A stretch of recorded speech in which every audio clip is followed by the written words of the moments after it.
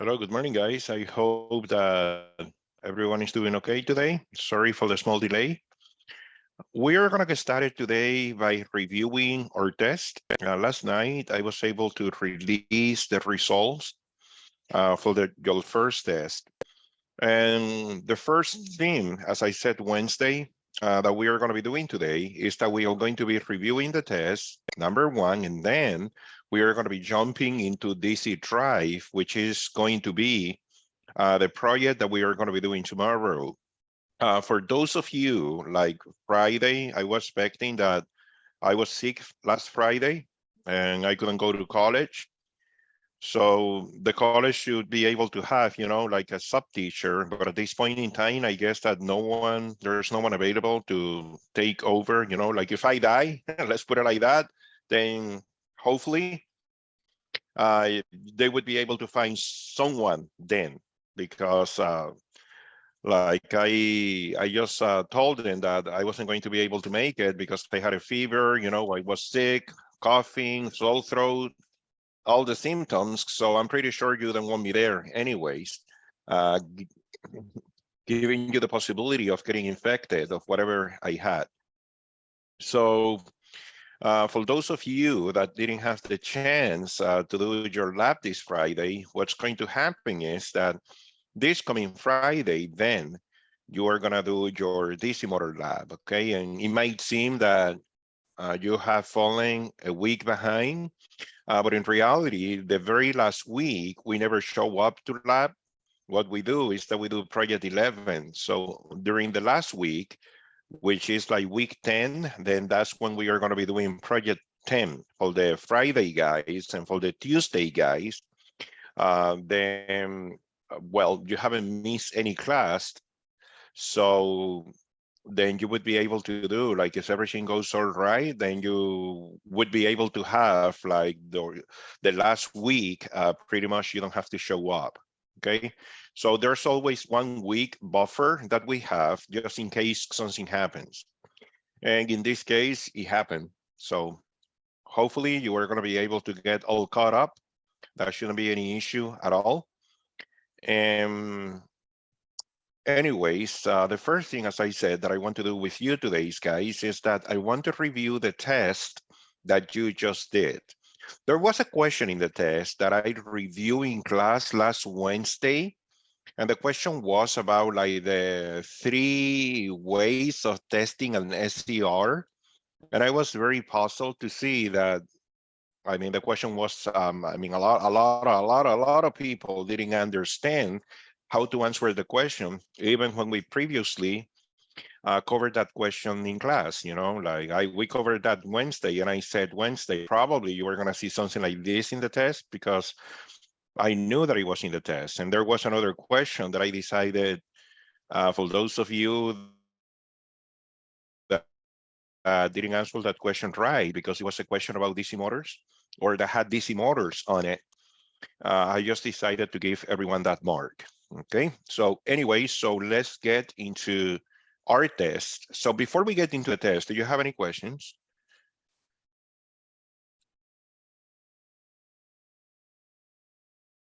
Not currently, not until you go over the test. There's a few of the questions on there. I don't believe that you've actually given us the information to actually be able to answer before you tested it on us. Okay, so it was related to level 2. If it's related to level 2, it is like everything that we've done so far is level 2 stuff, right? We haven't done anything I new. have all of my notes from level 2, and I even referenced a few times my actual lab book from number 2. But there was Okay, also a few questions on sure, there that not a problem. are If not in there's a either one of those. Okay, perfect. Let's take a look. Let's take a look. Let's keep an open mind. Okay, let's begin. Let me get to the test first, and then I'm going to show you the stacks. And that's going to be based, of course, the questions that I'm going to cover is going to be based on the amount of students that didn't answer the question right. Like if 70% of the class answered the question right, no discussion, like everybody knew. Or not everybody knew, but 70%, if the 70% of the class show up or knows, that means that the person who didn't answer right, you know that's something that maybe if you didn't see it before, what can we do in that case? But anyways, okay, I'm going to show you right now the question details. Okay, let's begin here. Question details, that's what it's called. So right now you are gonna be able to see the test the very same way that I see it. Hey, Greg, one question. Okay, so can I actually have permission to record this? Oh, it's being recorded. But yeah, sure, you can record it. That's not a problem. You have to grant permission for me to have it. Okay, so He did grant you permission. pardon me? Every time I click the button, it tells me that I have to ask the host for permission. Oh, okay. So let me see what I can do that. Give me 1 second. If you want, like the class is being recorded, maybe that's why he doesn't want to do it, but I can send you the link of the Yeah, that'd be much recorded class. appreciated. Yeah, that's not a problem at all. Okay, so let me go back into, okay.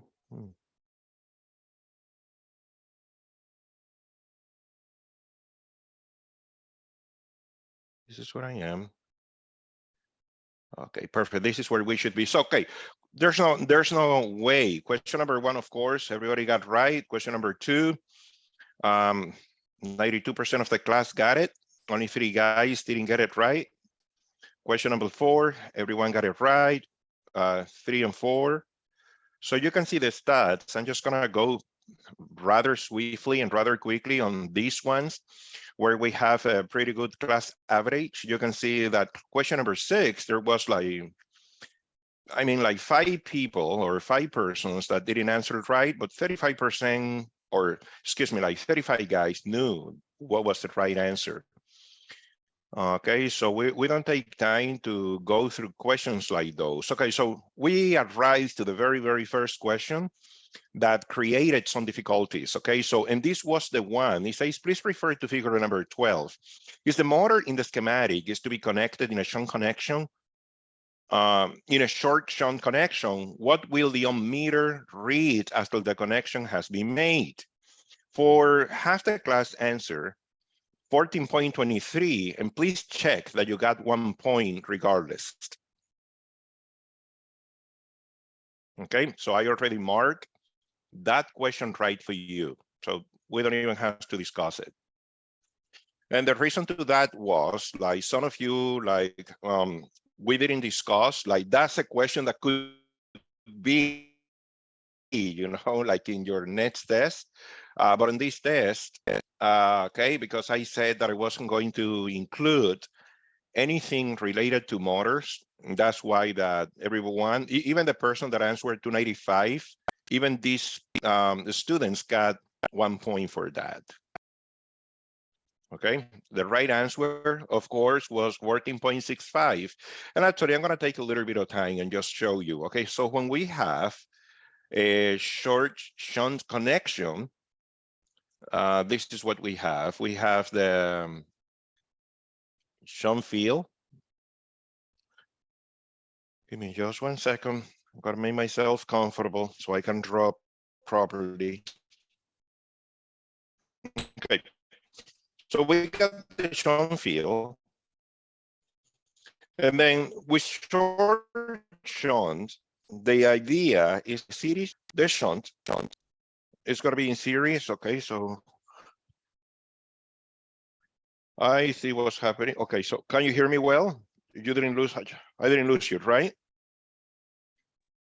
You're okay, still I'm still here. Perfect. If you happen to lose me at any time, I just noticed that as soon as I close my computer to use it as a tablet, that's when, okay, like I got a message on my screen. Okay, but anyways, long story short, we shouldn't spend much time on this because you already were able to do the answer. Like at least 19 of you did pick the right answer, which is 47% of the class. So let's go to that figure anyways, pretty quickly.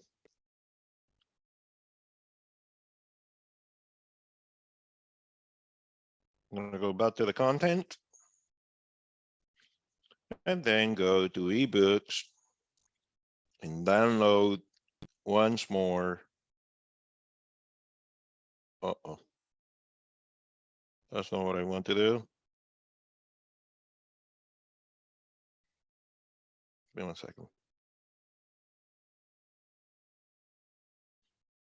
Okay, perfect. So that was figure 12.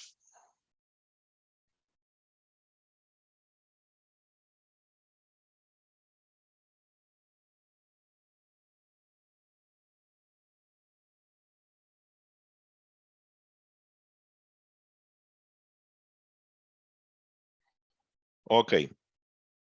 So actually what I'm going to do is that I'm going to use the figure. You can see it. That's good.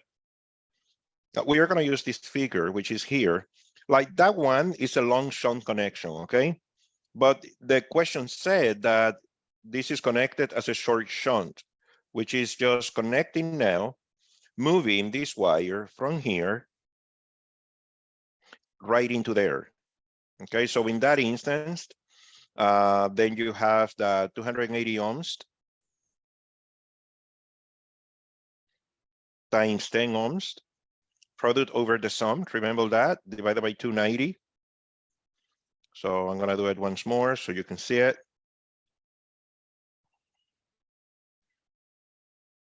Product on the top over the sum. When we have two resistors connected in parallel, we can do the product over the sum instead of using the reciprocal formula.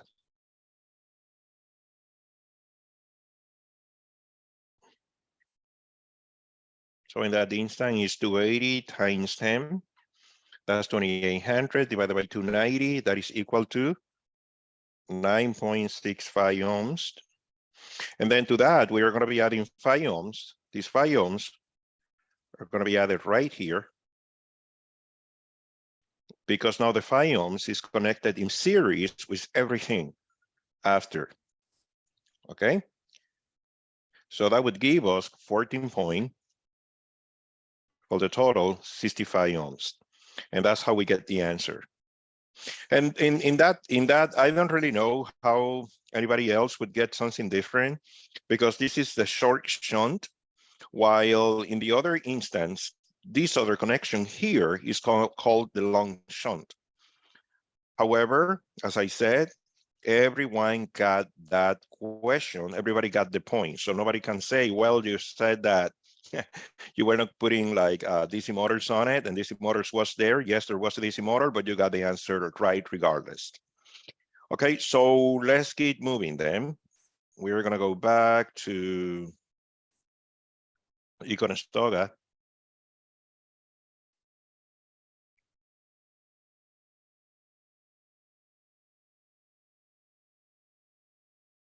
I'm gonna try not to lose the test again.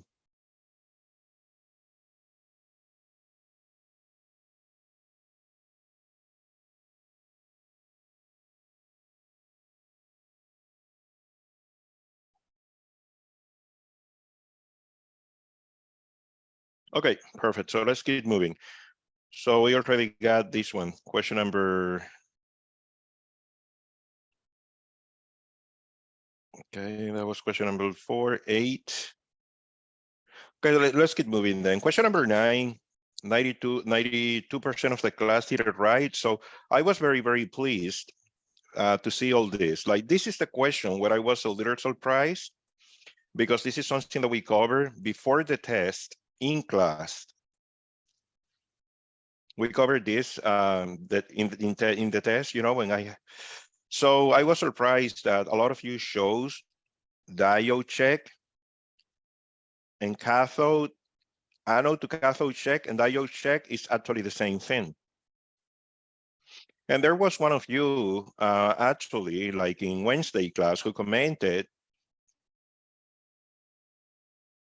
and we spent about 5 minutes talking about this, like that commented and said, okay, so it's diode check, holding current test, and load test.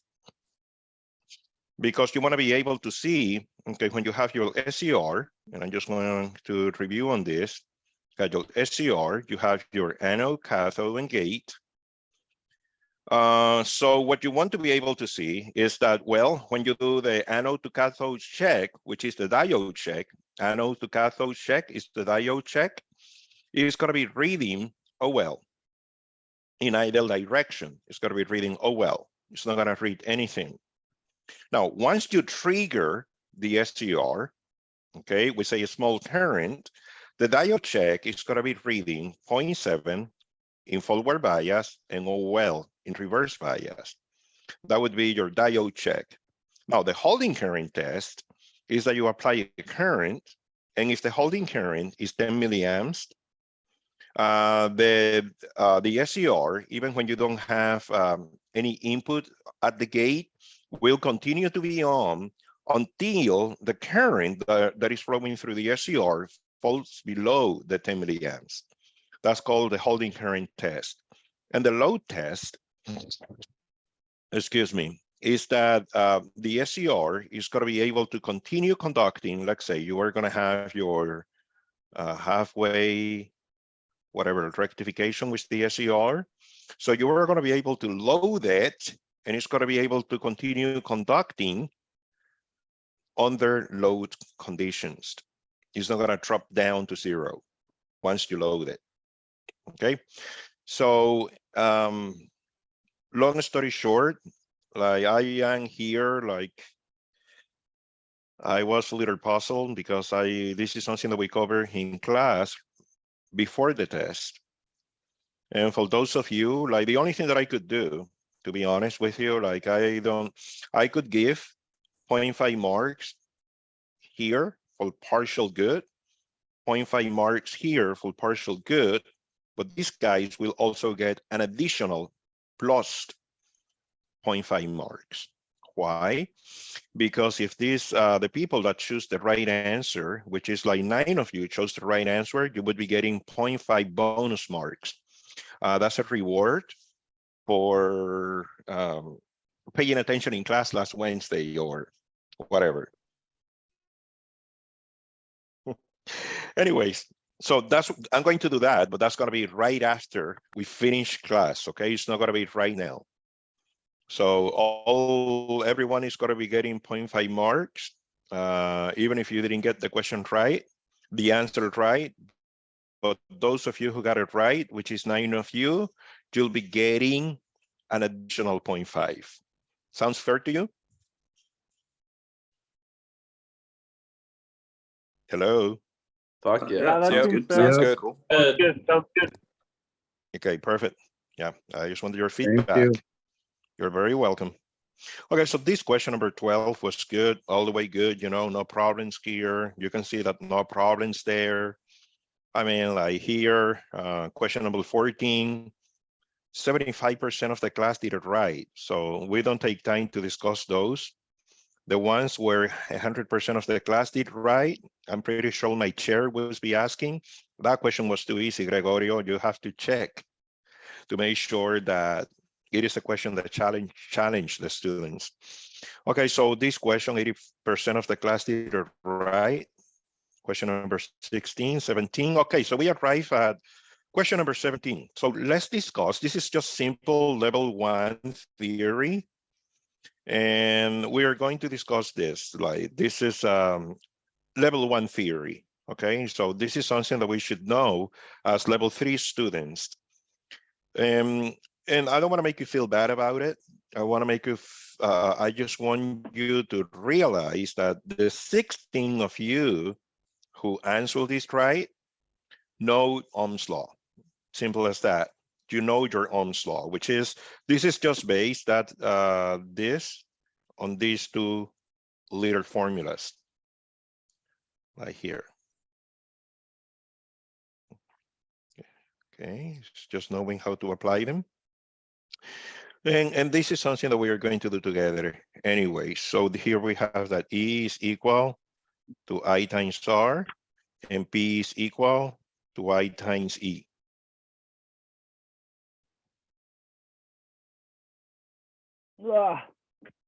Sorry, I shouldn't put it like that.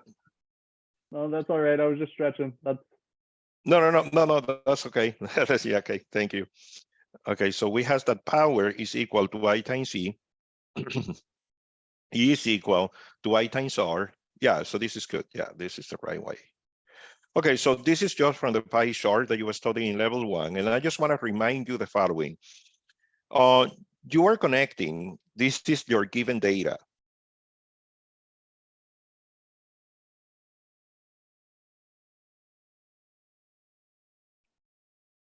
That's your given data. That's the information that you know about the baseball heater. It is rated for 120 volts and it's 1,000 watts baseball heater. So I always tell the students, there's a value that never ever changes in a heater. And that value is your resistance, only you have a variable resistor. So in this instance, we are going to find R. Why R? Because we want to know what is the resistance that the 240 volts is going to face. Okay, so we have that E is 120 volts, which is my rated voltage. And we have that I, well, actually, I don't know my I, so I'm gonna have to find that first, right? I have that my I, rated I would be, I is equal, and we could do this with another formula, like I, P is equal to I squared R. Would you rather use the I squared R formula? Or you want me just to use these two? No, the better one to use is E squared over P because those are variables that you already have. Beautiful, beautiful. Yeah, I agree with you. Like if we say that P is equal to E squared over R, the other formula that you have is P is equal to I squared R. Okay, so, but in this case, you don't have R, right? So that's the one that we have to be able to find. And okay, so just to keep it like, so what do you want me to do? Do you want me to do it with the two simple formulas, or do you want me to do it with this formula? Which one do you want me to employ? Either. Okay, so let's do the simple formulas then. We are going to have more steps, but this is the root of all the other 10 formulas, all the other formulas. This is the root, pretty much. So, okay, so let's find I, and that's going to be your rated I, okay? So we are going to have 1,000 divided by 120. At first, we have to do this because we have to know what is the rated resistance. So we do 1,000 divided by 120. That's equal to 8.33 amps. That's going to be my rated current. So now that I have 120 divided by 8.33 amps,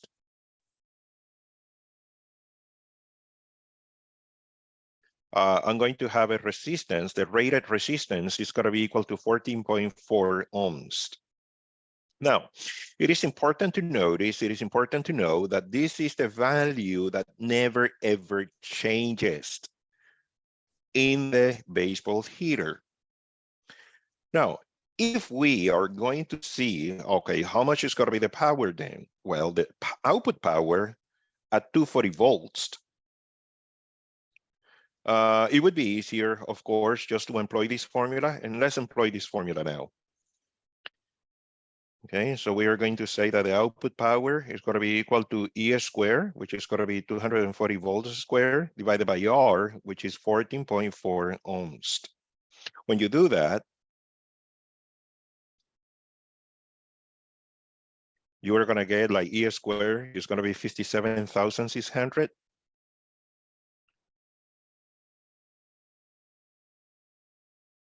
I apologize. I was using that in the reverse.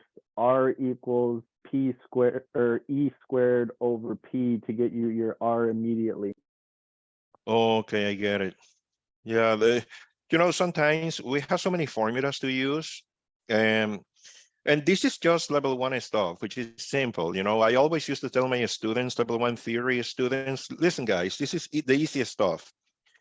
So in level 2, you are going to get more complex formulas, and in level 3, it's going to be way more complex, even more complex. So like this here is pretty much a kid's game for level 3 guys nowadays, because the formulas that you have to employ whenever you have to solve like a real complicated circuit, this is like baby stuff for you guys nowadays. When you have to do like 3-phase, you know, like an RLC 3-phase circuit, that's a quite different story, where now you have inductors, resistors, you have capacitors, and you apply like 3-phase to all of it. Well, that's a quite different story. But anyway, so are we good here? Oh, yeah. Yeah, perfect. So in this question, because it was like easy question, in reality, like I'm not going to change anything. Okay, I'm just going to leave it the way it is. For those of you that didn't get it right, okay, so just make sure, please, that you go back to your level 1 stuff, and that you remember that the levels are building up. You are going to see a lot of this stuff in your C of Q, okay? A lot of simple stuff, and a lot of stuff that is going to be complicated as well. So let's get moving. So you can see the question number, actually, this is something else that we covered in the review last Wednesday, and I'm going to show you, okay? So it says, refer to figure number 2, which two symbols, it's asking, which two symbols best represents two components for filtering DC? Okay, so last Wednesday, when we did a review, I actually did this. We went to this figure, and I actually took the time to show you that your power was coming from the diode, connected to the diode. I put a light bulb here, and then I decided to do this. Remember this from last Wednesday, guys? We covered this in class. It was covered Wednesday, and I told you that your capacitor, okay, filters voltage, while your inductor filters current.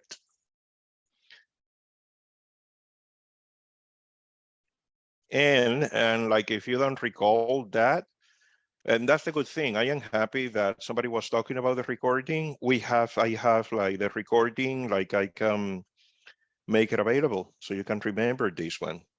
So this is something that we covered in class in the review Wednesday. Any questions about that? So 67% got it right. Beautiful. 27 guys got it right. So only 13 of you didn't get it right. So there's nothing that we can do about it other than for the next test, if you will have that type of question, if you're not sure, just ask. Okay. So the question here was filtering, not rectifying. It was already rectified. When you filter something that is already rectified. So that is important to keep in mind. Okay, so what about this one? This is something else that I don't, okay, like this one, I don't recall 100% if we cover the Zener diode, like in our review. I'll have to check.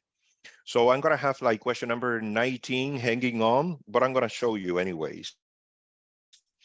So we go back to figure number 2, and he asks, which two symbols represents the two main components in a voltage controlled rectifier? So for the voltage controlled rectifier, you have to use the two symbols were the capacitor and your Zener diode. Do we have a Zener here? Where's the Zener? Okay, so let me see.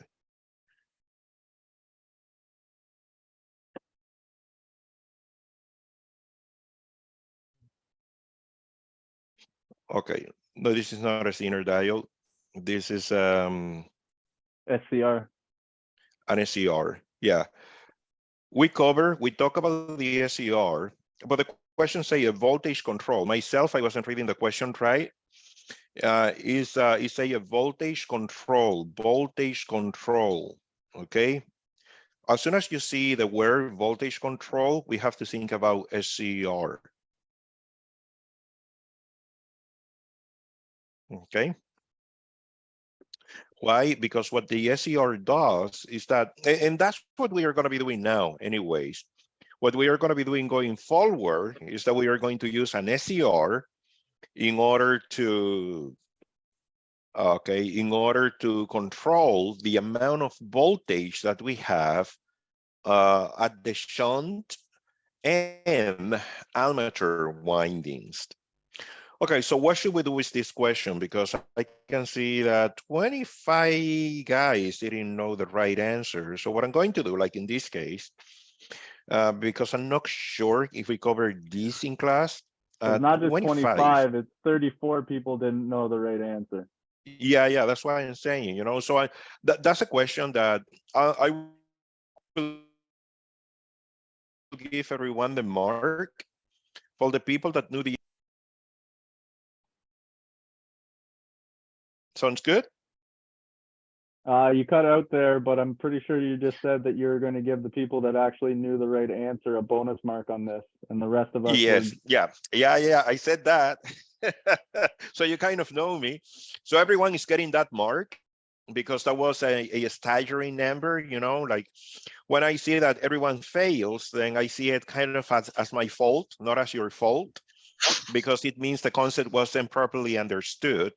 So in this instance, anyways, like the 6 guys will be getting bonus marks because you got it right and you shouldn't be penalized for knowing your stuff. And the other 34 will get the regular point. You'll get what you were going to get had you answered the question right. So it's like if the question was being canceled. Okay, so let's get moving. So that is question number 19. So there's 2 questions already that I told you. Well, you are going to be getting some bonus marks. And I'm going to do it before we transition to the next session in this class. Okay, so we are good so far in there. Question 20, 21, all that's good. Okay, so until we come to this question here. So let's go to figure 5, okay? This is an important thing. In question, and this is something that we actually cover you actually saw this in level 1 electronics, level 2 electronics, and now we saw it again in level 3 electronics.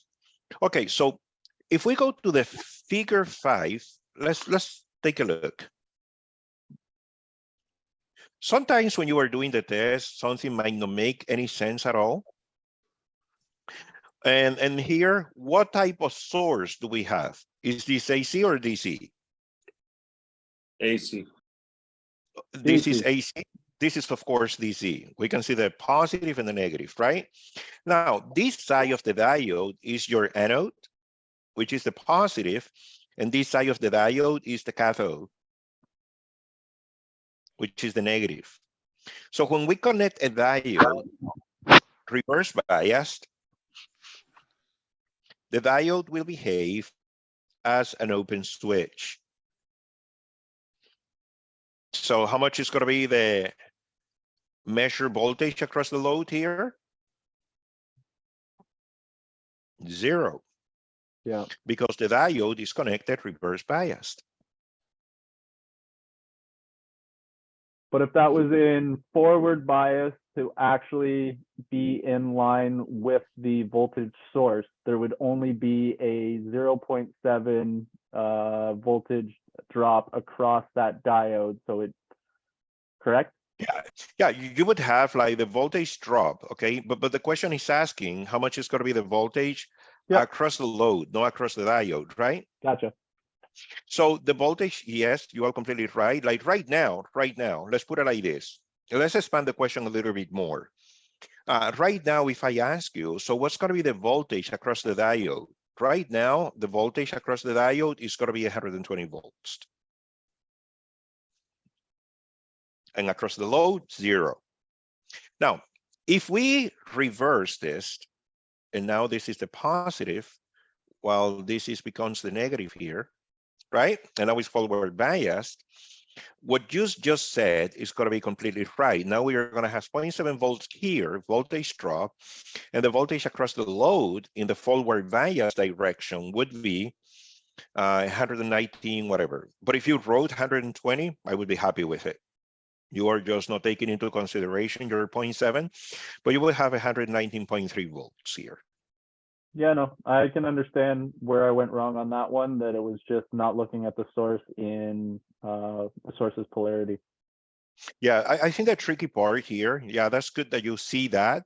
The tricky part, and you got to be aware of this for when you are doing the COQ, because the COQ is going to have a lot of questions where you are going to think like, let me promise you, like 50% of all your questions, maybe if not more, you will think that two of the answers are too similar. I mean, both of them could be right. And unless you know the real right answer, you are going to fall for the one that is not right. Like in this case, it's not that bad, but in the COQ, it's going to be that bad, that they are Okay. so similar, so similar, the answer, that you will really have to know the right answer. And So that is that's called, some of what this test was about, was some of the stuff that we're going to see on the C of Q is literally trying to confuse us all the way through. So we're eliminating no, some of it's that. not trying to confuse you. So would you take Okay. this figure 5 as a confusion? Yeah, that's me not looking at it properly, just kind of trying to fly through it too quickly. So that's the point of it. It's not, I'm not trying to confuse you here. What I'm trying is to develop your analytical skills. You are going to look at something and you are going to say, wait a minute, I got to look at this twice. You are not going to go like, I used to make a mistake when I was an apprentice, like many years in the past. Like I used to go to the code book and choose the first answer that I thought. The first answer that matches the question, I went with that. And 80% of the time, it was wrong. So then I learned to say, you know what, I should be a little bit more careful what I'm reading. And just not just because he's talking about receptacle and I find receptacle, I shouldn't go with that. I should read into the context of the question.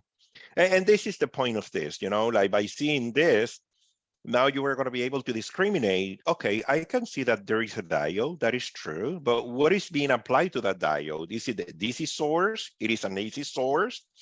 It is this diode connected forward bias, reverse bias, you know, like how is the connection being made? So we make you think deeply about what you are facing with the question. And the point of the COQ actually is to confuse you. I don't want to sound that like the ministry wants to confuse you. No, they just want to make sure that you have analytical skills, that you are going to be able to, because when you are facing a troubleshooting problem out there in the field, you are going to have to use all your analytical power, right? You are not just going to go like and plug something in and see what happens, because we don't do that as electricians, at least most of the time. But anyways, let's get moving, guys. I don't want to take the whole morning for this. It's already 9:41. Hey, sir, that's based on the conventional current flow, right? From positive to negative? Remember that in electronics, okay, yeah, that's a great question. Okay, so let me show you. Even with the diode, in electronics, we are using the conventional current flow, okay? So even if we were using the electron flow theory, the answer here would still be 0. Because what's happening is the following. Let's say that we are going to use the conventional flow theory. I'm going to show you pretty quickly so you can see what happens. Like if we are using, okay, that we have a positive on the top, a negative at the bottom, we have a diode. Okay, so, and then here, I'm going to be connecting this to here. Yeah, sure. Okay, so let me show you. So we say in electronics that the thing that flows are holes and that they flow positive to negative. So all these blue circles are holes. So that is my current flow, the holes. Now, while the holes are moving in this direction, towards the negative. At the same time, if we were going to do the electron flow theory, and I'm going to represent this by this red whatever dots, there's electrons moving in the opposite direction that are filling those holes.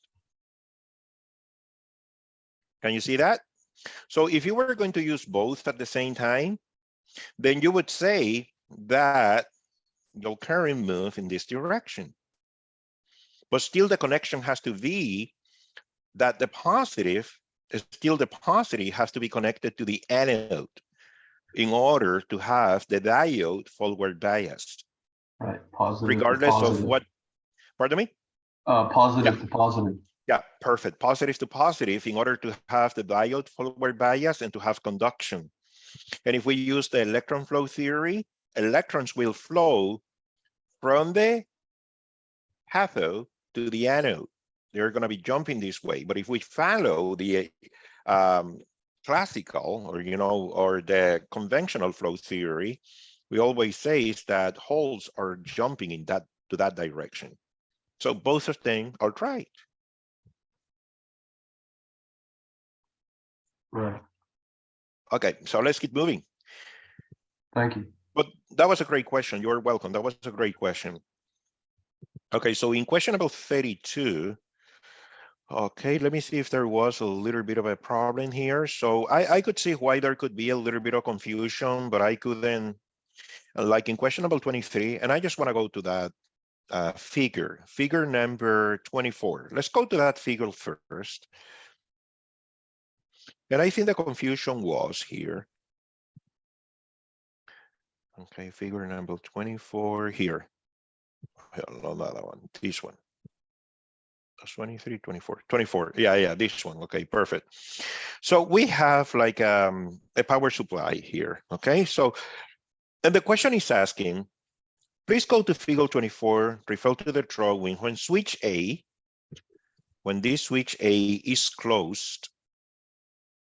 Okay, what will be the voltage at points A and B if line 1 and line 2 voltage from the central tap transformer is 72 volts. So the voltage between, we have that the voltage between line 1 and line 2 is going to be 72 volts. So that means, okay, so that means that, so let's follow this through. When we close this switch here, power will flow and will feed the primary winding of this transformer. Okay, so now the primary winding of that transformer is energized, which is going to cause this line 1, line 2 to be 72 volts. Now the voltage line 1 to neutral is going to be half of the 72 volts because we have two diodes. So the question that is being asked, how much is the voltage between V and A?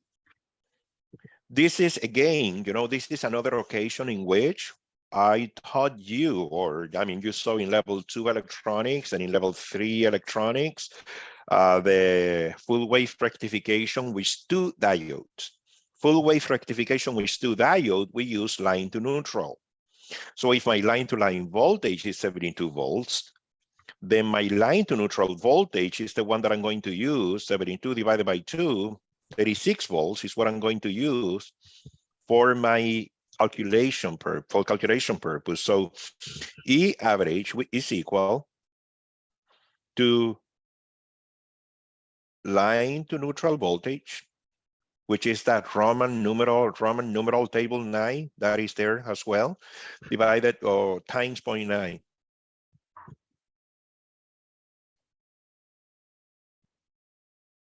Okay, so in other words, 36 times 0.9, which is equal to 32.4. So did I make a mistake like in the answer key or not? Let me see. So the answer should be 32.4. Yep, that's the right answer. So 55% of the class got it right. And there was, again, I think that there was some kind of confusion there. I want you to remember, like Roman numeral 9, we are going to use the line-to-line voltage. Line-to-line voltage is used when we have 4 diodes. We use line to neutral voltage when we have 2 diodes.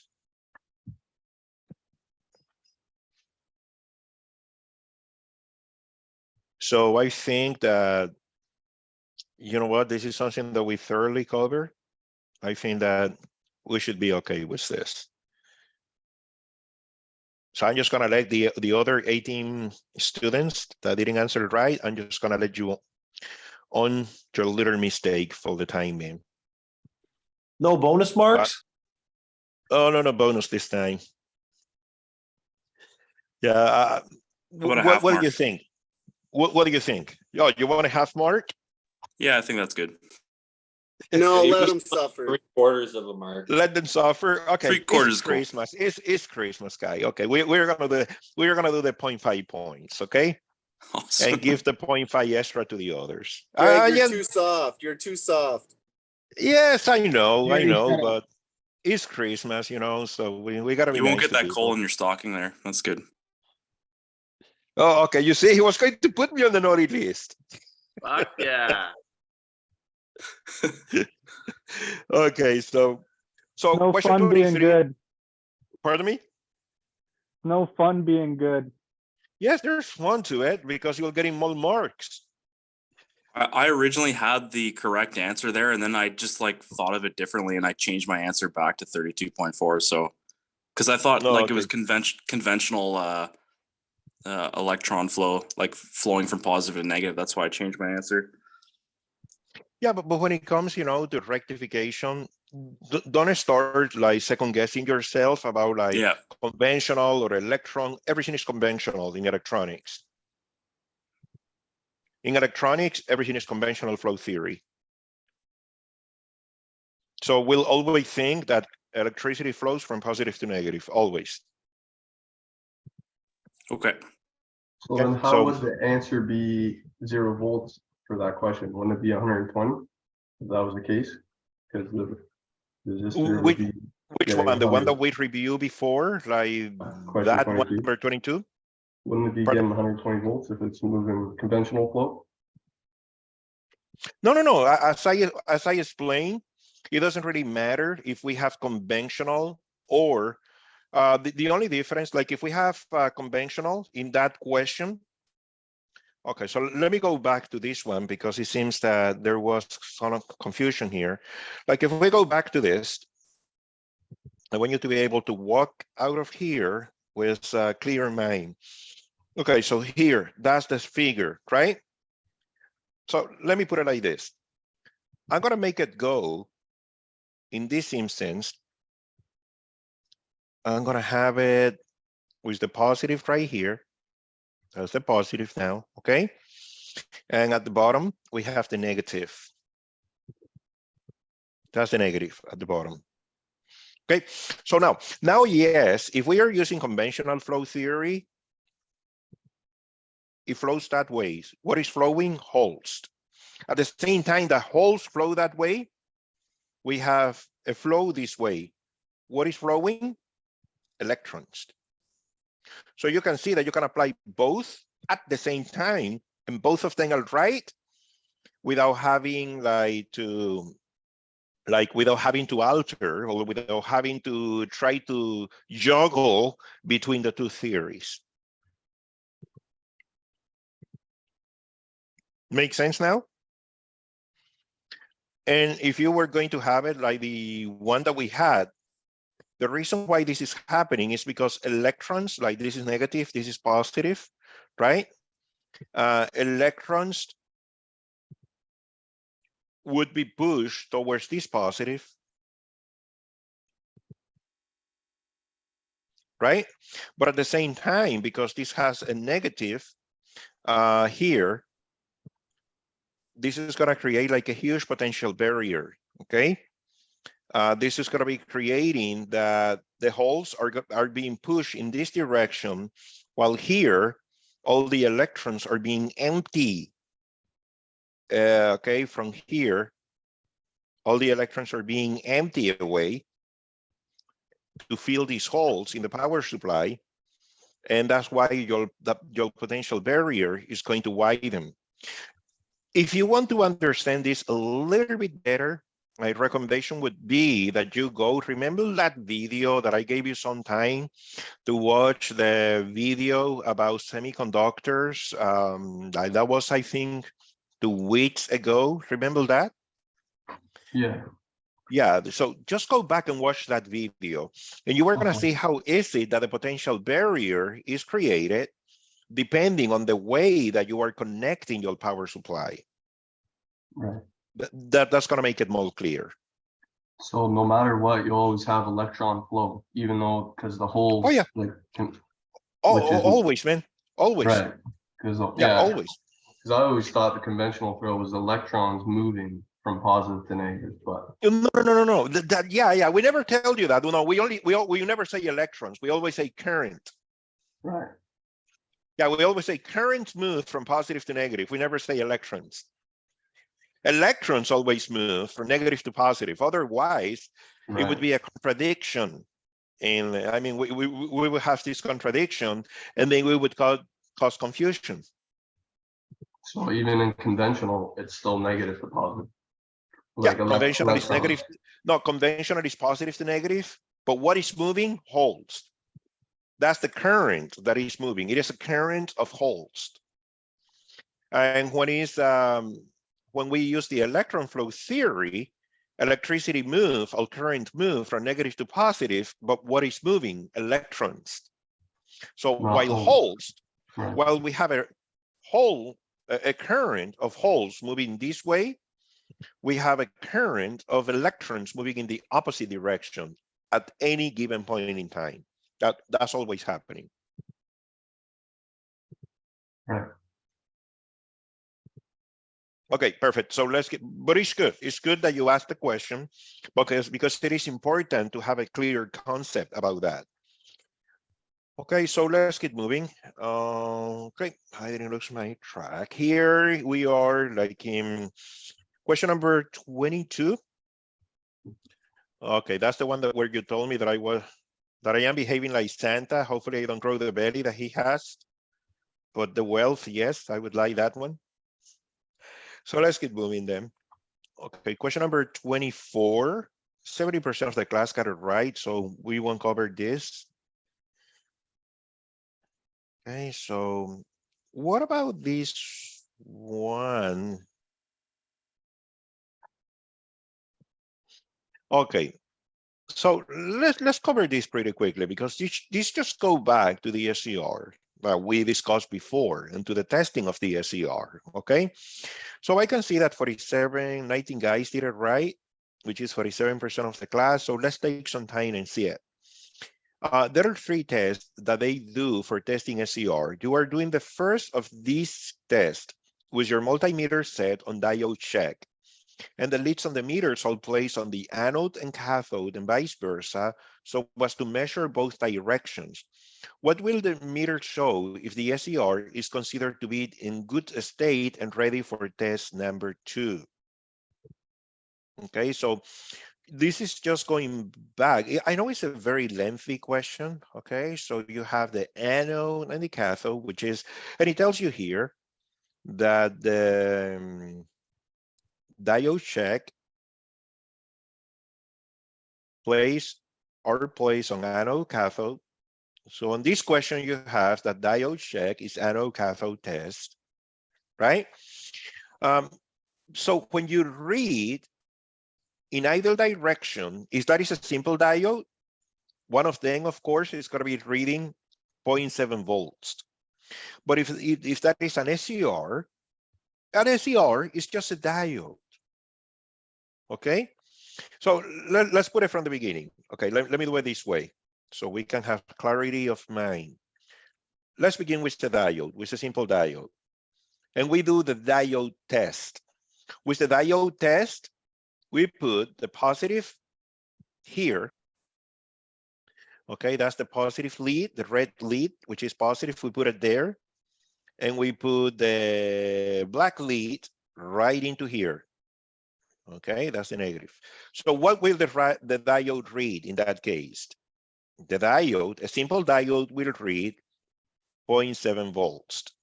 It could be like 0.5 or whatever we are using with the diodes that we are using, but it's going to be like 0.7 volts.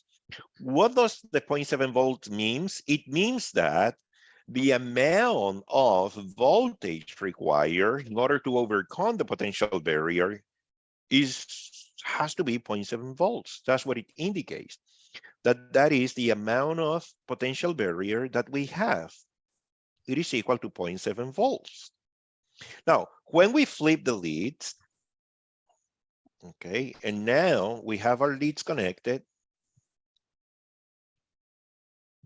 in such a way that we have now the red lead connected to here and the black lead connected to here. Okay. So you can see that the red lead now is connected to the positive side, which is the cathode, the anode, excuse me.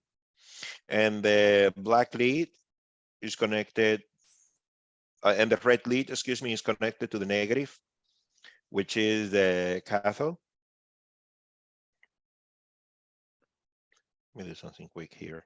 I want to make sure that you don't get confused with my lettering. Okay, so now, what will the meter read? Like in that instance, the meter is going to be reading OL. That's just for a classical diode. Okay, so now, something which is important here, that's the way a classical diode behaves. If we, instead of having a classical diode, if we have an SCR, now we have an additional component, which is called the gate across the SCR.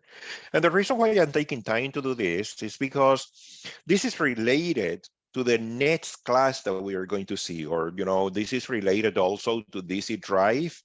So now that we have the gate, the diode will always be off unless you trigger, that's a key word, unless you trigger the diode.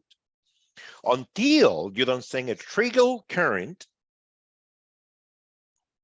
across the gate, it doesn't matter where you place these leads, it will always read OL. For the diode to read forward bias, it has to be triggered with a trigger current. Make sense now?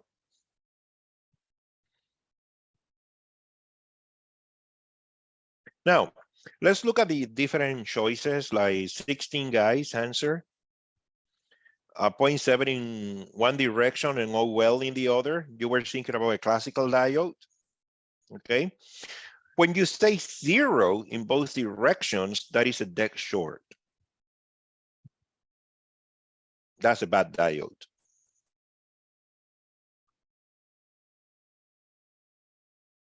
So that's not going to be in good state. That's a dead short. And this one that says 0.7 in one, this is just crazy talk. Okay, this is just like sometimes we throw an answer there that is insanely, that is illogical. So just to cut you, just to get you off guard. That's for the guys that just to get you off guard. However, like in here, and you might find something like this on the COQ, you know, and this is not a tricky question, to be honest with you. But this, I would be so tempted if I didn't know the right answer to answer that one.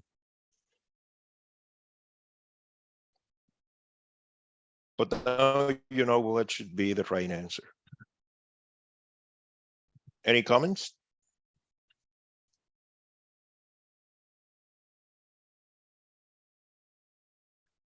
Okay, so if you don't have any comments, let's get moving. You see this one, like 26 makes me very happy, 92% of the class. 27, 92%, 28, 97% of the class. Look at this one, 29. My share would be complaining about it. Everybody knew the right answer, but I'm happy.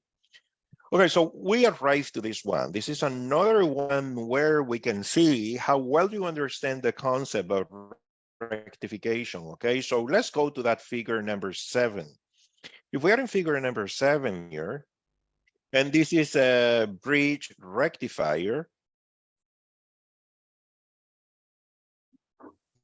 The bridge rectifier. Okay, so now remember, give me 1 second here. Okay. Okay, so I want you to remember, please, that if before we connect a capacitor, before we have this capacitor, how much is going to be the output voltage? Well, it's going to be 120 volts times 0.9, which is equal to 108 volts DC. Okay, that's going to be the answer without the capacitor. Now, when we have the capacitor, we got to be pretty careful here. This is what we have, guys. So we have an AC source coming in. Okay, like right here on my AC source, this is my RMS. And here on the top, we have our peak. That's the input voltage. Now, right here, we are going to have an output voltage that looks like this.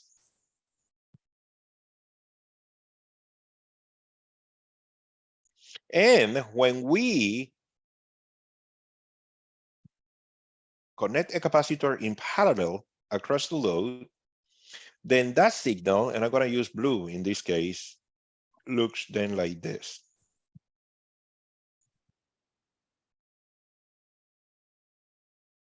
Oh, sorry.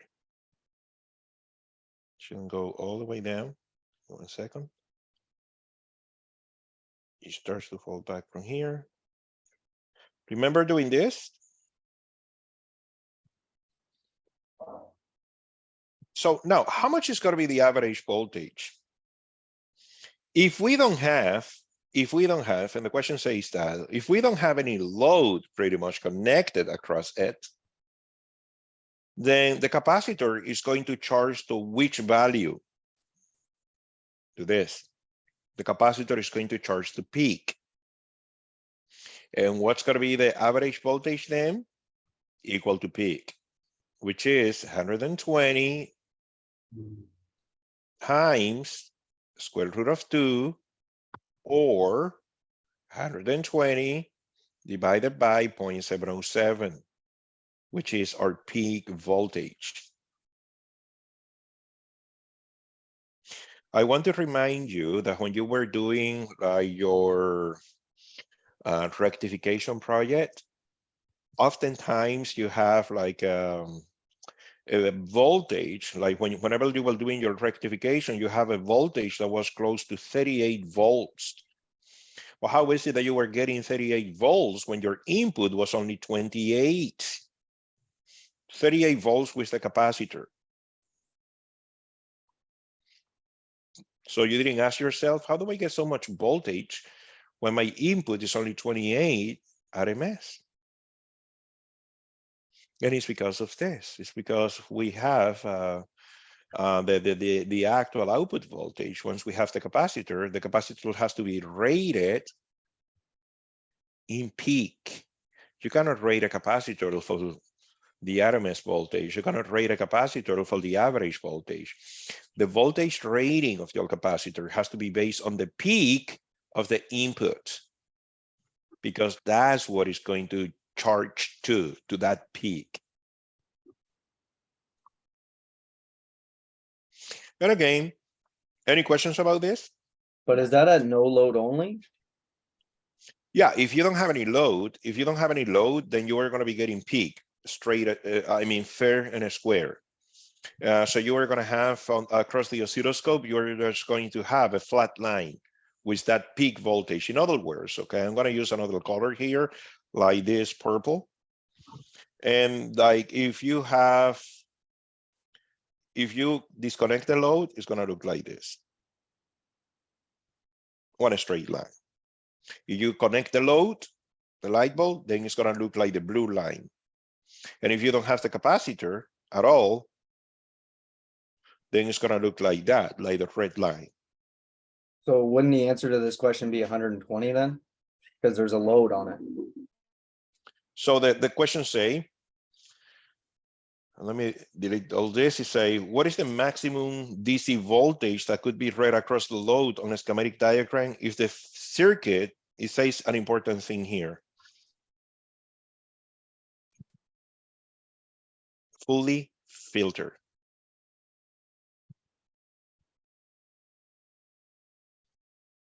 As soon as the circuit is fully filtered, that's what you get, regardless of the load.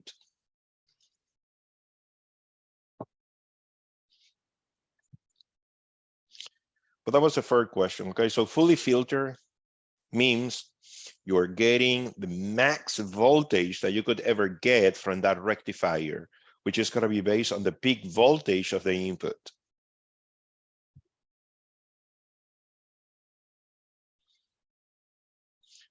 Sure, so fully filtered would be when the capacitor is at saturation.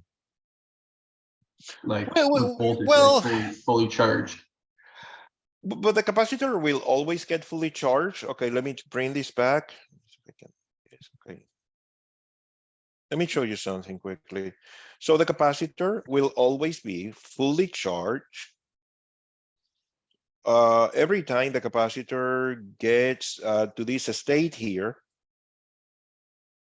Okay, the capacitor gets fully charged, and while the signal here is collapsing back to zero, if you follow my pen, when this is collapsing back to zero, then the capacitor starts to discharge over time across the load. And that's why you get such an amazing average voltage, because your voltage, like all this here, is pretty much canceled. All this is never happening again. In other words, your minimum voltage never dropped down to zero. Do you remember a formula from level 2 electronics that used to dictate that the E ripple is equal to the E max minus the E minimum divided by 2 times 0.707? Remember that formula from level 2? Right, yeah. Yeah, that's great that you remember. So like with this formula, what we have, max, what is max? That voltage. What is minimum? Okay, so let me put it like this. What is max? Max is this voltage here. Uh-oh. 170. Max, this is max. In this case, if I want to find my triple, this one here is my minimum. And then my average voltage is going to be based on this, right? On these two lines, instead of having such a wide gap. And yes. Like in this case, if my minimum voltage is equal, let's say like if my minimum voltage is equal, and let me just do the formula here for you.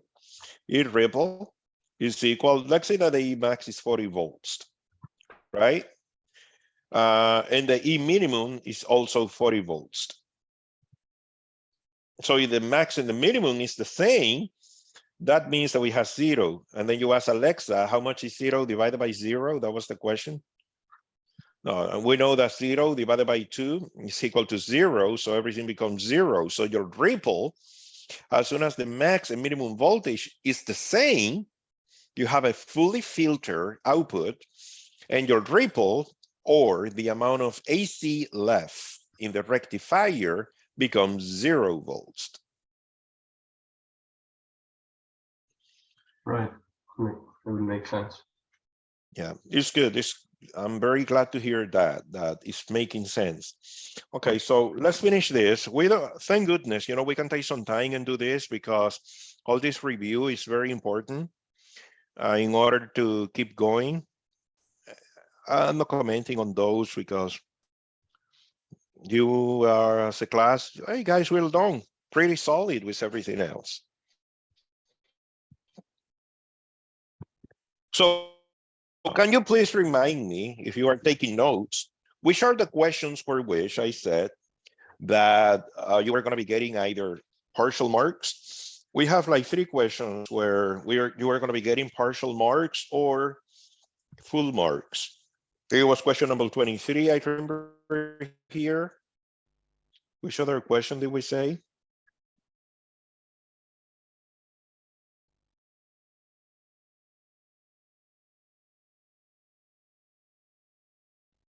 '23. Okay, question 11. On that one is partial. And there was another one I remember, but I recall there was another one. Oh, and that, no, 8, I took care of that already.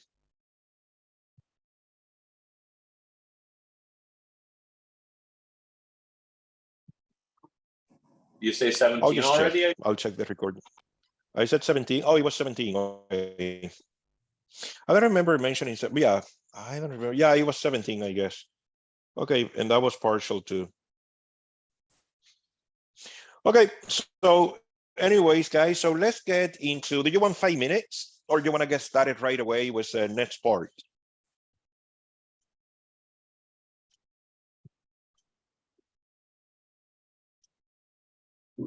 We can get started. Okay, Hey, sir. Sir, Yeah. one thing. I noticed the test is out of 40. Is that correct? Just wanted to confirm. Yeah, the test is, I mean, it's like 40 points. Even when it's 40 points, because there used to be 40 questions and I deleted 5 of them. It is still the same thing. What really matters is the weight of the test. Okay, the test is the weight for the test towards the final marks is 7.5 points. Okay. Yeah. So you got a 40 out of 40. That means you are getting 7.5. So the system, the algorithm is going to do the calculation automatically on whatever you get, from, let's say, if you got a 30 out of 40, the algorithm is going to calculate everything automatically. Yep. Okay.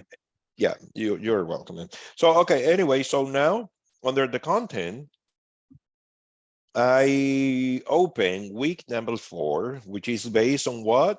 What is a DC drive? Of course, you are going to be clicking on this link this week. And please take the time and watch this video about the DC drive, please. And we're not going to watch this video together because, again, this is something that you can do on your own. And we may watch that video in class tomorrow before the shop. I think I'm going to do that just to give you kind of a refresh idea on what it is. But make sure, if you can, please, watch the video on your own. That's going to show some initiative. And then after that, you have 2 other documents. One is DC drive. I'm going to be changing these documents to PDF to make it easier. And also I'm going to be changing, this a small presentation about DC drive. I'm going to change it from PowerPoint to PDF because that's going to make it easier to read. But this is pretty much all we have for this week about DC drive, okay? We are going to have, you have the DC drive, this is all the presentation, all the stuff that I want you to know. You had a few questions, and then after the questions, you have also the answer to those questions. Well, I always highly recommend you just to try to answer the questions on your own to see how much you have been able to understand from the whole thing. And after that, you can just go back, and see the answers. That's not a problem at all. Also here on the DC drive, we have 2 manuals. We have a small quiz, which is called the single quad questions from the manual. So this is something that, again, on your own, at your own time, you are going to be able just to go ahead and start and do this small quiz. And it's going to ask you a few questions, like it's only 7 questions, like what type of DC motor is this drive designed to operate? So things like that, but you will have to go back. I'm going to have to submit it. I always have to do that, even if in my attempt, it's going to show that I did very, very poorly because I didn't answer anything. But you are going to find like all those answers from here. Okay, like this quiz, you'll find the answers here in this manual. And you may wonder, can I open the manual and then do the quiz? Yeah, you can do side by side, and there's no time limit for the quiz. So these DC drives that you see here, this diagram is what we are going to use in the job, okay? And I'm going to explain a few things about this diagram. And actually, let me take the time now to explain that before we move ahead anymore.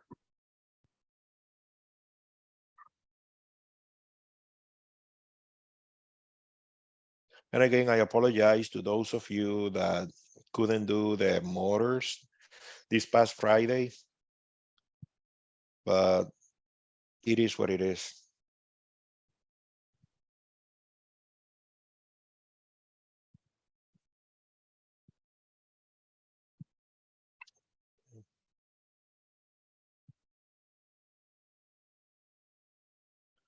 Okay, here, I just unloaded the PDF, make my life easier.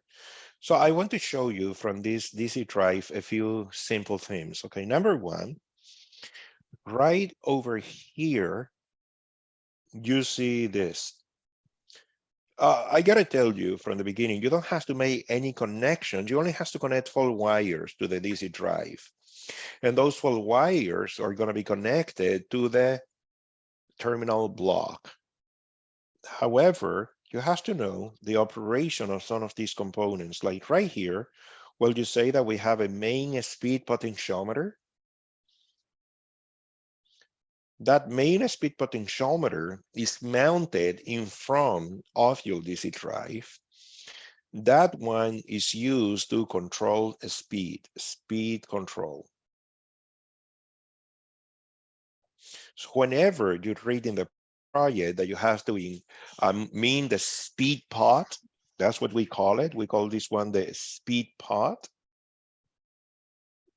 When we say that we have to move it like either CW or CCW, that's in order to change the speed of the motor. Okay, so this is where we control the speed to the motor. We also have like the spots where we are going to be making our connections. You can see here. Okay, I'm going to do the following. Here it says armature, A+, and I'm just going to simulate that we have a terminal block here, actually. Let's say that we are going to have like a terminal block or 2 terminal blocks.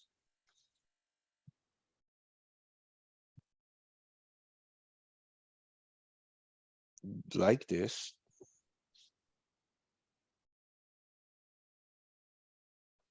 And on the terminal block, you are going to use your meter and you are going to find, you are going to place your lead on the terminal block itself. One of your leads of your meter is going to be placed here, of course. And then you are going to test continuity. And you are going to take the other lead to here. Because there's a wire that connects straight from that A+ to the terminal block. And you want to detect which one is A+. Okay. And of course, it's going to read the meter is just going to ring to 0 or whatever, So now that's going to happen for A+. That's going to happen also for A-. That's also going to happen. That's why we have full terminal for the F+. that we have, like here we have F minus, as you can see. And for the F plus that we have, let me see what it is. Oh, I just covered F plus, it's right here. Okay. Now, on the terminal block, you are going to detect the 4 connections that you have. And the 4 connections that you are going to see that you are going to find a wire for each one of them.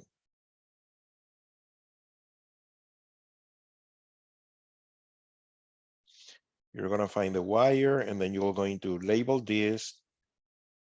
Let's say that this is what it is. This is the way that is connected. A plus. That's how you're going to label this. A plus, A minus. Remember, the order is not going to be the same order that I'm giving you in the example, F minus, okay? It's not going to be the same order. It's going to be a quite different order. A plus could be on the top, or could be at the bottom, or could be in between, but it's only one of 4 positions. But it's not going to be like, I just do it this way for simplicity's sake. Also, you are going to keep in mind that from your motor, you have your armature. That was your F1. You're going to have your F2. And the way you knew that you have F1 and F2 from the motor is because F1 and F2 gave you 330 ohms when you get out between those 2 points. And also you are going to have A1 and A2. And the way you knew that you have A1 and A2 when you ring it out is because that gave you 5 ohms. Roughly about 5 ohms with an erratic reading.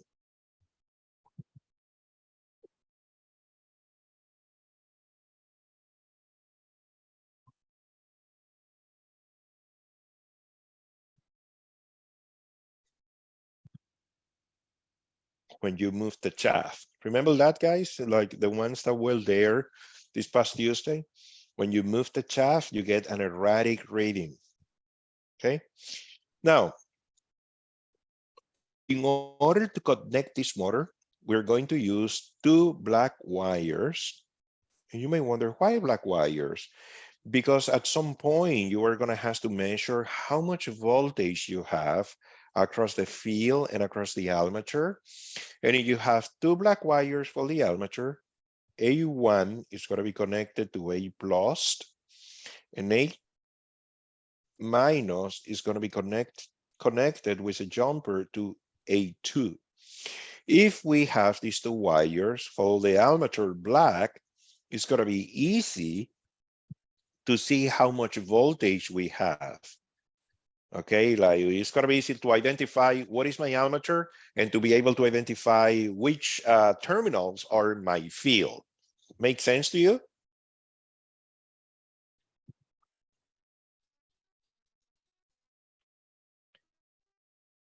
By the same token, we are going to use 2 red wires, F1 to F plus and F minus to F2.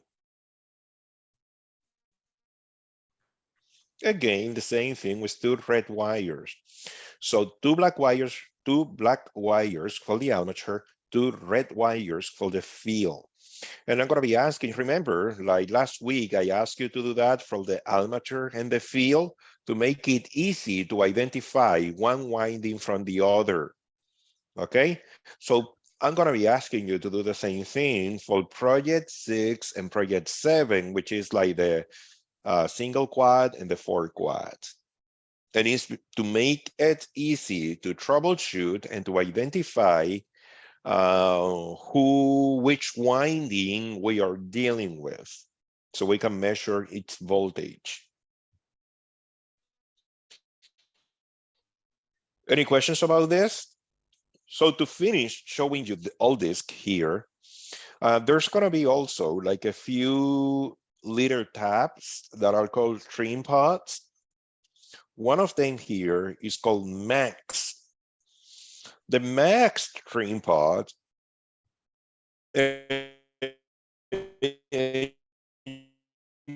you will see it. You know, they are very, so we are going to be asking you to use a very soft touch in order to move the trim pod. It's like a little potentiometer, you know, but that you have to move with, say, a small terminal driver. So, but they break they snap and break very easily. So you have to use a very soft touch.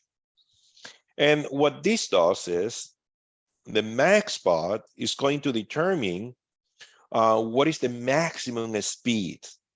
Okay, so for example, if your single quad drive has the ability to operate all the way from 0 RPM all the way up to 3000 RPM,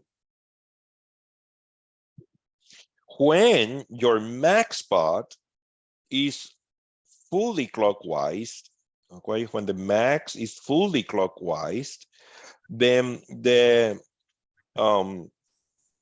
drive will operate the motor to the full rated speed, to 3000 RPM.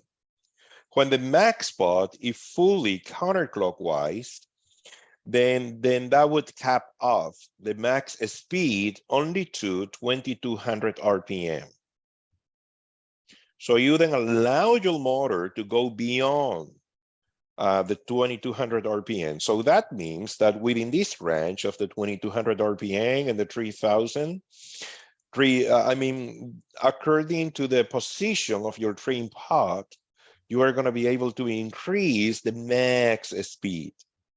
So this is just the set parameter, okay? The actual speed of the motor is being controlled by the speed pod. But the one that sets the parameter on which one, how much is going to be the max speed of the motor, is going to be the max pod. Did I confuse you there, or does make sense?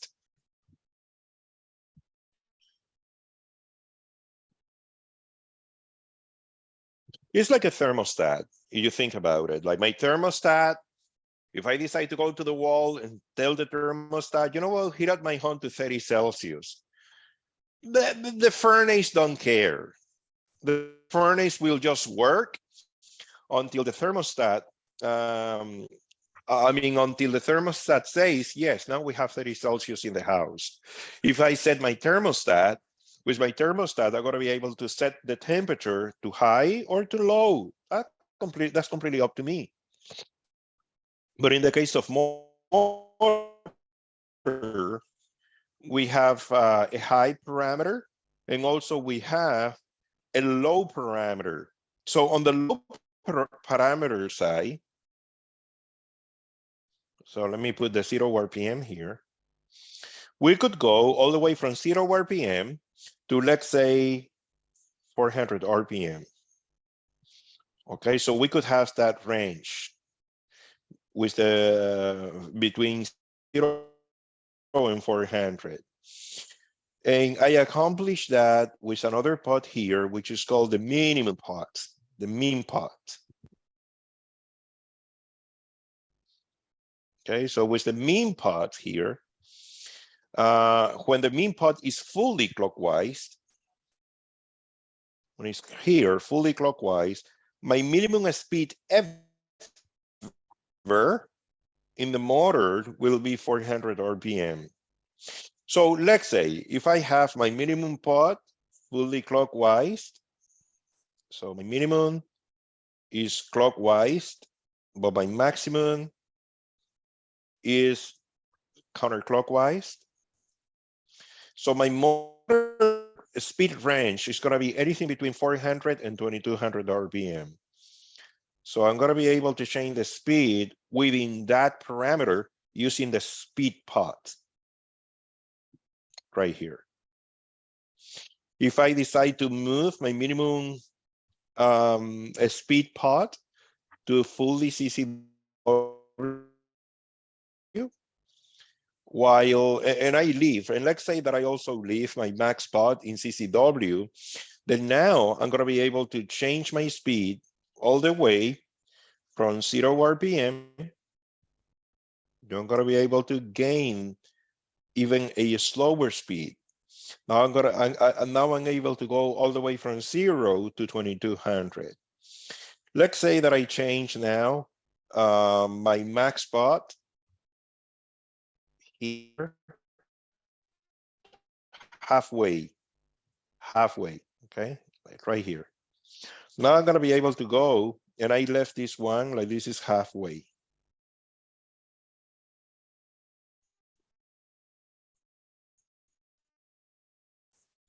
And I left this one on coming up to 2700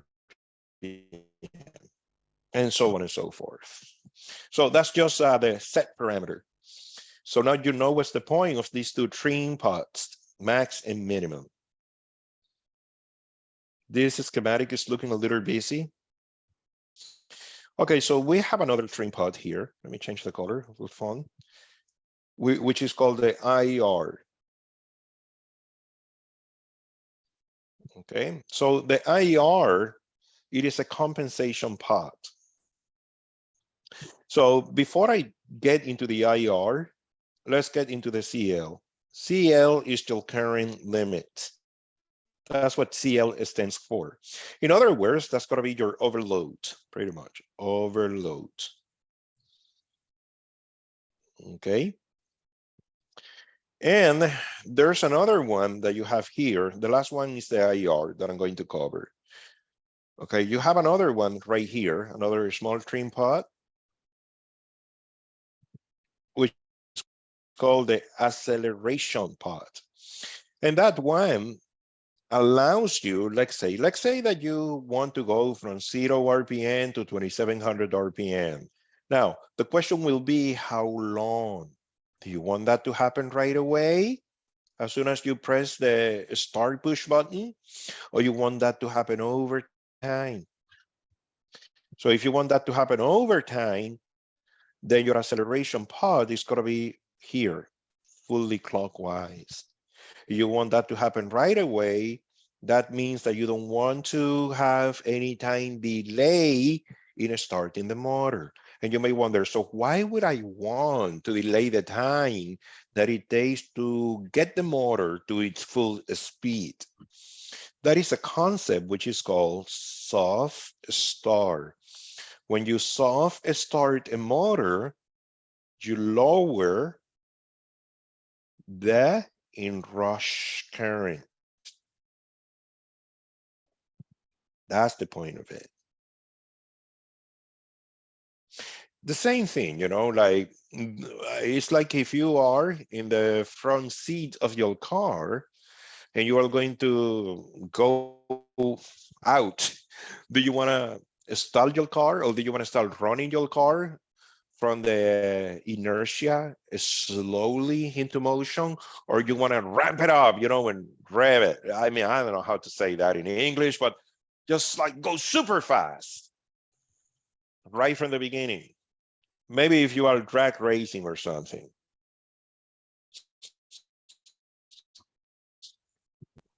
And the last one that I wanted to just show you, which is the last one of the trim pods, is the IR. The IR in some of your stations might be broken, but it's not a big deal. That is not like a game changer.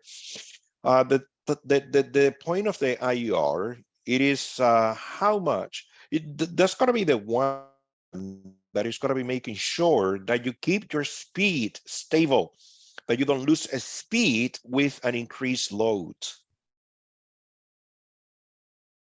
That means that if you are running a 400 RPM, okay, if you are running a 400 RPM, let's say, and you go from lifting 20 pounds, you go to lift 100 pounds with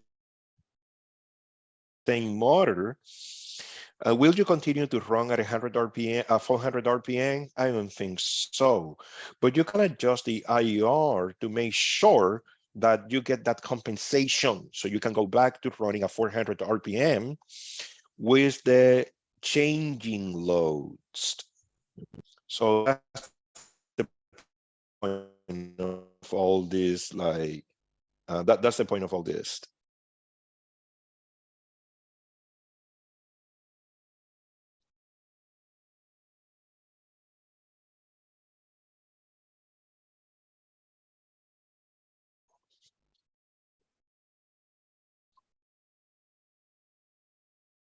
Okay, any questions, guys?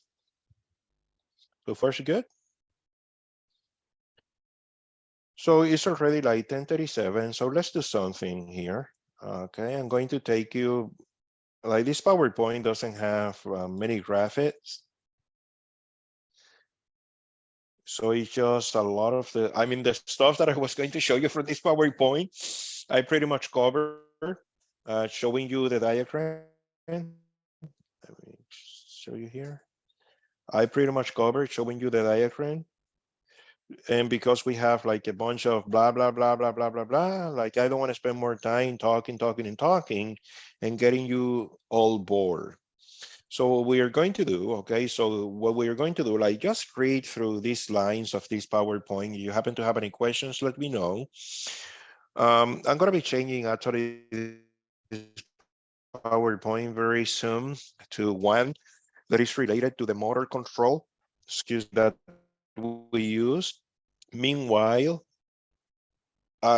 just read through it. Try to find out if everything that I just covered with you, showing you the drive, is the same idea. But before I let you go, I want to show you something though, because I was telling you before, give me 1 second here. I want to show you this. I was telling you before that the SCR works with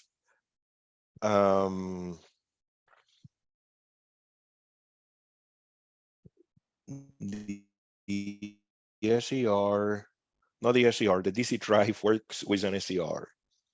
So if we have a DC drive here, not a DC drive, an SCR here, excuse me, keep confusing my language, the terminology that I want to use.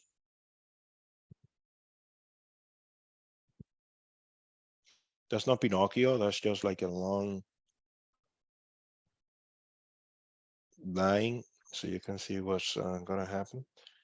Okay, and of course we have a gate.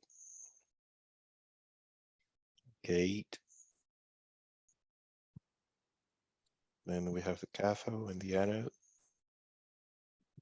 Yes, that's the positive, negative. Then we have our AC. All these DC drives, they all gotta be working from an AC power source. That's the power source for all industry.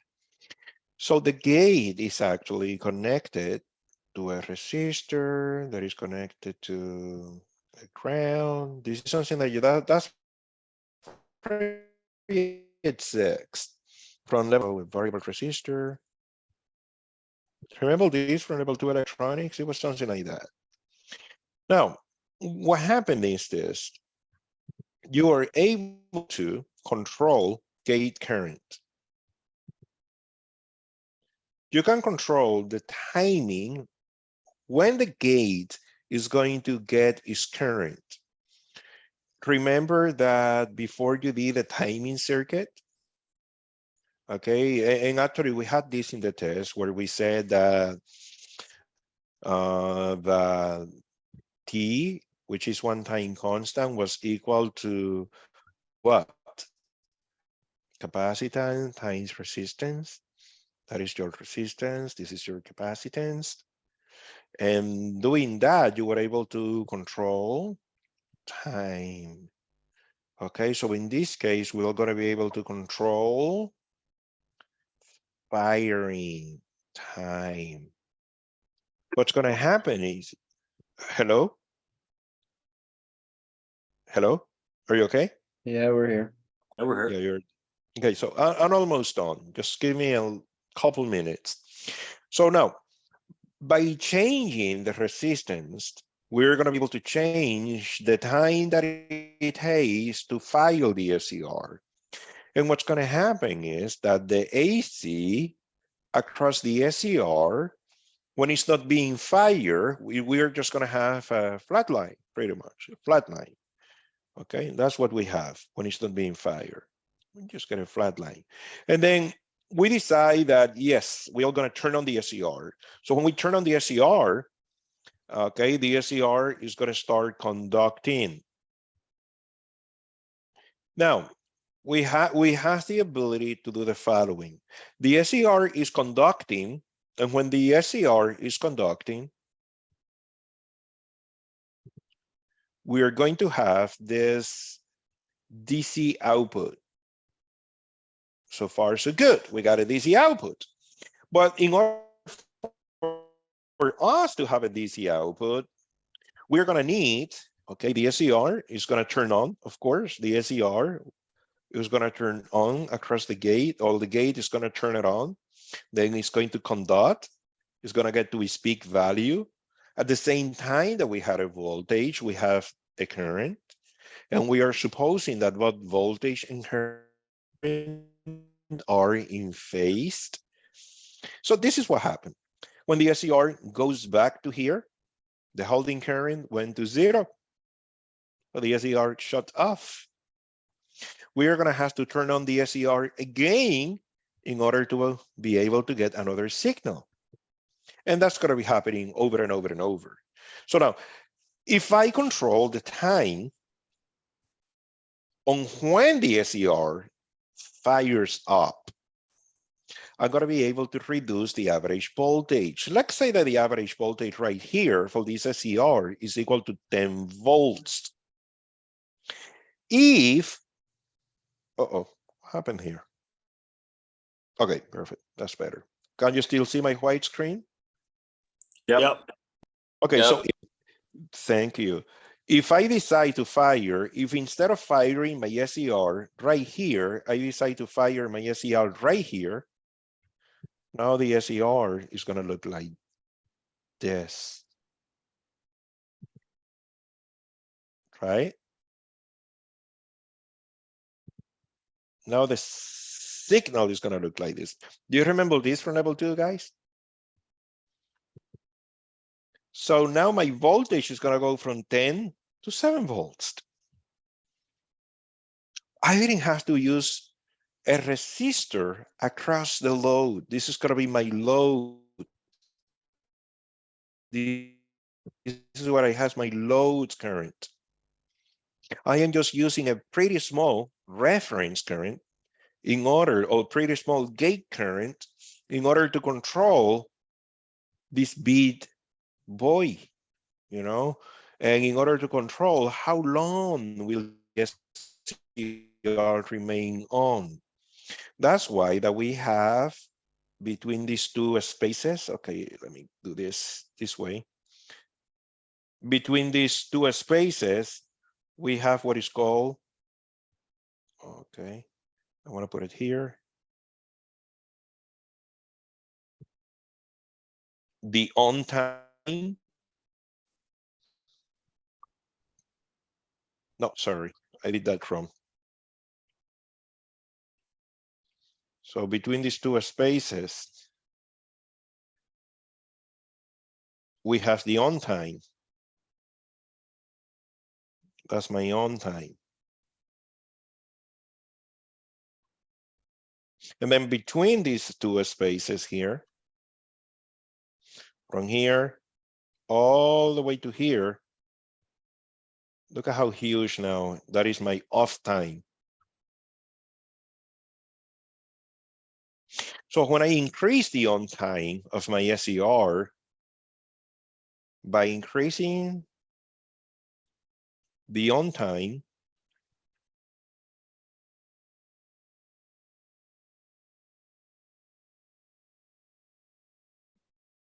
I will increase the average output voltage.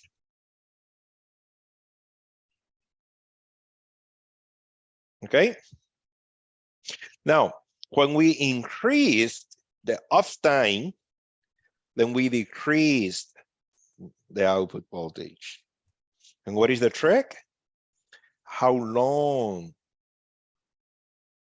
along the cycle I trigger my gate. If I trigger my gate, this AC never changes. That's the input, right? But when will I ask my SCR to start taking in the wave? That's what's going to cause me to have a higher or a lower voltage. If I ask my SCR to start to rectify from that point on, I'm going to have full voltage. If I ask my SCR to start to rectify from that point on, I'm going to have less voltage. I could even ask my SCR to rectify from that point, okay, in which case I'm going to have only half the voltage. I mean, I can even ask my SCR to rectify from that point, from that point, from that point, in which case I would have a very small output voltage. And that is amazing. You know why that is amazing, guys? Because you create a voltage controller, you create voltage control without the power loss that comes from having a resistor connected in series. And that's something that we are going to be discussing next week anyways, okay? Like if we, once the other group go through the motor, then, oh no, actually, yeah. You're going to be doing this Friday. So Monday, we're going to be discussing the difference between, okay, like if you have a motor, you are going to accomplish, remember, like you did something like this in the shop, where you have like above and below the rated speed with rheostat. So let me use something here. That was the drum switch. Actually, let me do this. And this is the last thing that I'm showing you, okay? I promised. So we have here the drum switch, and then you have like this.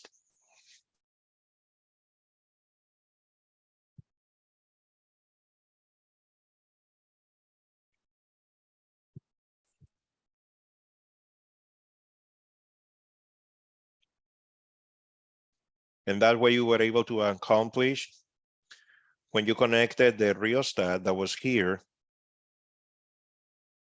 you were able to accomplish when this was in reverse, this was connected to this was connected to this, and you were able to accomplish above.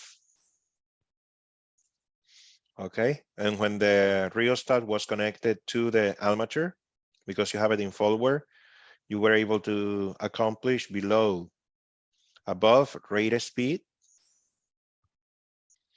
and below rated speed. You can get either one or the other. But what's the catch? That in order to create above rated speed, rated speed, or below the rated speed, you have to do what? Reduce voltage.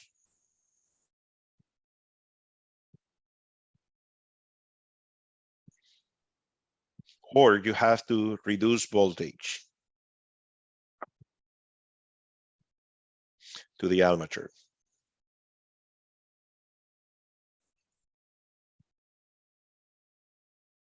Now, what's the problem with this? Right here, we have full load current, which is going through a resistor, thus creating I²R losses. With the SCR, we accomplish all this with close to known I²R losses. And that is amazing.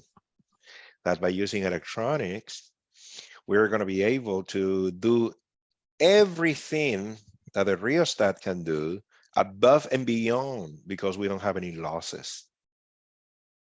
Plus the equipment is rather small, because this equipment, I mean, like with the electronics equipment, we're going to be able to control everything, but we can control everything, you know, through electronic components without having to use like a huge resistor that is going to be connected in series. So the form factor is going to be small, and the form factor here is going to be big. Anyways, this is it for today, guys. I know I kept you for the full 2 hours. I didn't give you any break, but I apologize for that. I will see half the class tomorrow, and then we're gonna watch that 4 minutes video. However, I really want you to take the time and watch it if you can, like today at some point. And I'm gonna be fixing like those extra marks that I promised, like you're gonna have them. And if you want me to post this, I'm gonna have to, start posting some videos in case you want to preview them. And I wish you a very nice rest of the days, guys. Thank you. You're very welcome. Thank you, Greg. Hey, you're welcome. Thank you. Yeah, have a good one, Greg. You do. Thanks for being here, guys. Thanks, Greg. You're welcome, man. Sorry, so you said you were gonna adjust those marks, Yeah. I mean, like, after I finish talking to you. okay, sounds good. Yeah, Thank you. you're welcome. Sir, I just have one quick question. Sure, man. Tell me, what's up? For the, when we're connecting the A plus to A minus, and then F plus to F minus, Mm-hmm. that's on the terminal blocks there. Mm-hmm. And that is to do what exactly? Just to, Oh, because because you are going to be feeding your where do you in class, like you do Tuesdays or Fridays? Tuesdays. Okay, so remember last week that we had to feed the field and the armature, Yes, but we were feeding the field and the armature from just one power supply, from just 2 terminals. Remember that? right. So just- Yeah. So now we are going to be feeding the armature and the field separately. Right, okay, The one that you are going to be connecting between F plus and F minus, that's the power supply. That power supply is fixed. But the other power supply, which is the A plus and the A minus, it is a variable power supply. right. And that's Okay. how we are going to be able to accomplish that speed control. Right, with the variable armature. Yes. Yeah, because we're going to control everything from the armature point of view. Right. Makes sense? Did I answer your question? That makes sense, Alex? Yes, it does. Thank you. Thank you very much. Hey, you're very welcome, and many times. It's good that you ask. So will this be posted online, this video? Because I found that last part about the amateur and stuff a little confusing. So just if I could watch it over again. Oh, yeah, sure. You know what? I have to, now that I just build a computer that have a good video card, I'm going to kind of, like make it a little nicer and just like post it. Sure, I'll post it. I promise. Okay, perfect. Thank you. You're welcome, man.